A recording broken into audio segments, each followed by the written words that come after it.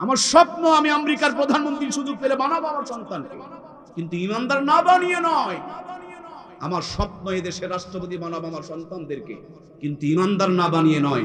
আমার সন্তান রাষ্ট্রপতি হলে ইমানদার রাষ্ট্রপতি হবে, আমার সন্তান লিডার হলে ইমানদার লিডার হবে। আজ আমরা ইমানদার বানিয়েছি, যারা ইমান নিয়ে ব্যস্ত তারা ইমান নিয়ে পড়ে আছি, আর যারা দুনিয়া নিয়ে ব্যস্ত তারা দুনিয়া নিয়ে পড়ে আছি।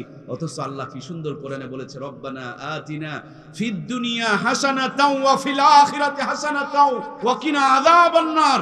ও গোলাম, আমার কাছে দুনিয়া এবং আখিরাতের উত্তমটা কামনা করো। আল্লাহ চাইতে বলল দুইটা, আমরা চাই একটা।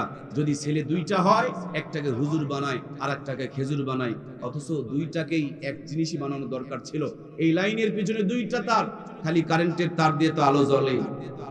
কথা বলছেন না কেন? এটাতে কারেন্টের তার দিবেন, এটাতে আর্থিং এর তার দিবেন, খুব আলো জ্বলবে। তো নিজের বেলা ওটা করলেন কেন? আরে দুনিয়া আখিরাত তো দুটাই লাগবে রে বাবা। একটাকে দুনিয়াদার বানালেন, ওই প্রসাব করে আর পানি নেওয়াও জানে না, আর আরেকটাকে হুজুর বানালে ওই পেটের ভাতও বের করা পারে না।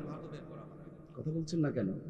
আমার কথা নয়, এদেশের একজন দার্শনিক বড় আলেম হাফিজ হুজুর, তিনি বলেছেন ধর্মহীন কর্মশিক্ষা আর কর্মহীন ধর্মশিক্ষা দুটাই হলো জাতির জন্য অভিশাপ এবং লানত।